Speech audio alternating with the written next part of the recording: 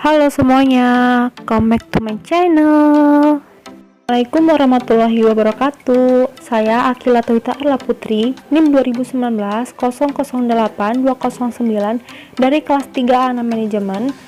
Di sini saya akan memberi tanggapan pro atau kontra ekspor benih lobster dan tanggapan rencana pemerintah untuk mengaktifkan kelas tatap muka di tahun 2021.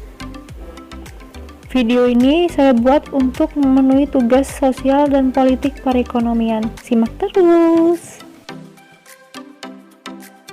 Untuk yang selanjutnya, ada kebijakan ekspor benih lobster. Menteri Kelautan dan Perikanan periode 2014 sampai 2019, Susi Pujiastuti melarang ekspor benih-benih lobster yang ada di wilayah perairan Indonesia. Jangankan diekspor, ditangkap pun tidak boleh. Semua ini dilakukan untuk menjaga keberadaan lobster di masa depan.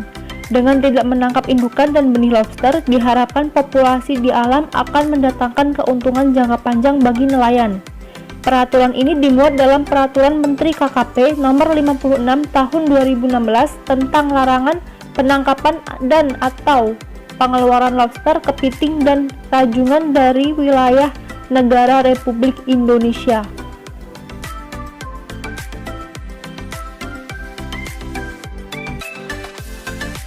Sedangkan Edi Prabowo, Menteri Kelautan dan Perikanan periode 2020 sampai 2024, merencanakan membuka ekspor benih lobster dengan berbagai syarat dan ketentuan, karena saat dilarang pun terjadi penyeludupan. Selain itu, ia melihat potensi ekspor baru ke Vietnam dengan harga benih lobster di Vietnam mencapai Rp139.000 per ekor, sedangkan benih lobster tangkapan nelayan hanya dihargai dengan harga Rp3-5.000 di dalam negeri.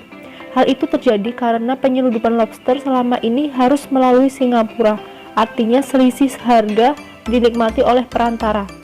Padahal gairah pembudidaya untuk membesarkan benih lobster di dalam negeri mulai berkembang antara lain di Aceh dan Nusa Tenggara Barat. Pintu ekspor yang dibuka dikhawatirkan membuat Indonesia kehilangan potensi menyejahterakan pembudidaya lobster dalam jangka waktu yang lama.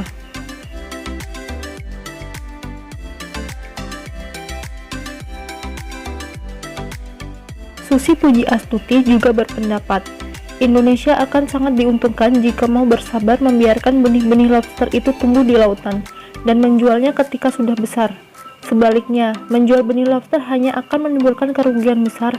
Selain harganya yang lebih murah dibanding lobster dewasa, penjualan benih akan membuat populasinya menurun di masa depan. Lobster yang bernilai ekonomi tinggi tidak boleh punah hanya karena ketamakan kita untuk menjual bibitnya, ujar Susi.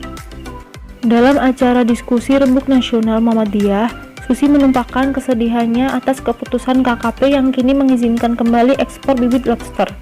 Saking emosionalnya, Susi sampai menangis saat menyampaikan kekecewaan kebijakan yang dulu pernah ia larang di masa kepemimpinannya tersebut. Menurut Susi, bibit lobster merupakan plasma nutfah yang harus dijaga, bukan malah diperjualbelikan.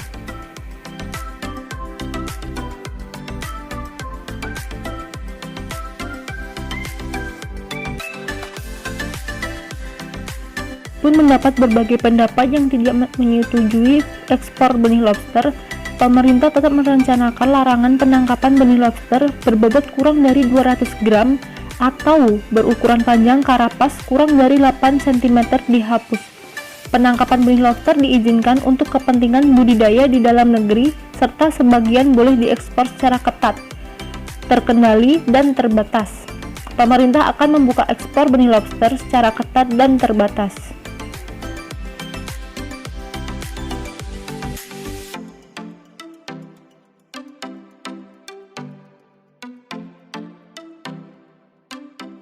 Dalam hal ini, saya menolak kebijakan ekspor benih lobster tersebut, karena langkah itu dikhawatirkan menyulitkan upaya pengembangan budidaya lobster di dalam negeri.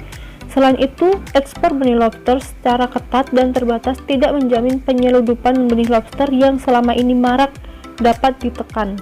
Sebaliknya, dikhawatirkan dapat terjadi eksploitasi benih lobster besar-besaran atau overeksploitasi.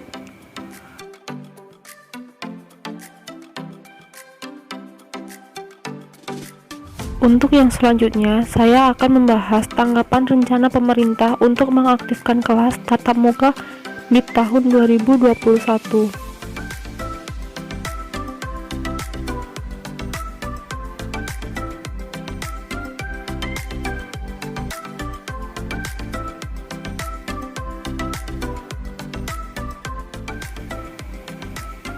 Kementerian Pendidikan dan Kebudayaan atau Kemendikbud memutuskan untuk memberi izin bagi sekolah untuk mulai belajar tatap muka pada Januari 2021.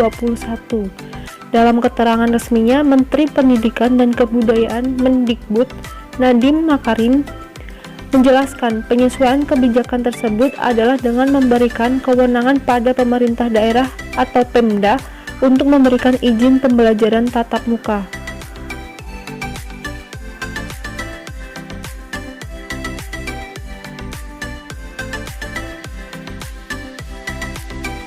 Untuk yang selanjutnya, wacana tatap muka ini menurut saya ada dampak positif dan juga ada dampak negatifnya. Untuk dampak positifnya yaitu satu, mengaktifkan kembali kelas tatap muka ini dapat mengedukasi warga sekolah, kemudian peserta didik dapat mengedukasi ke keluarga dan masyarakat sekitar tentang COVID-19. Untuk yang kedua, membuat mahasiswa lebih mudah menyerap ilmu atau lebih mudah mempelajari materi pembelajaran karena dalam pembelajaran daring, baik siswa atau mahasiswa yang terkendala oleh sinyal maupun alat. Untuk dampak negatifnya, satu, ancaman putus sekolah. Untuk yang kedua, tekanan psikososial dan kekerasan rumah tangga. Nah, di sini kesimpulan saya, wacana kelas tatap muka ini dapat memudahkan siswa untuk memahami materi pembelajaran yang disampaikan oleh guru. Namun di sisi lain, kita harus mengadakan pengawasan lebih ketat dan mematuhi protokol kesehatan yang berguna untuk mengurangi penularan virus COVID-19. Terima kasih, sekian dari saya, ada kurangnya mohon maaf. Wassalamualaikum warahmatullahi wabarakatuh. Salam.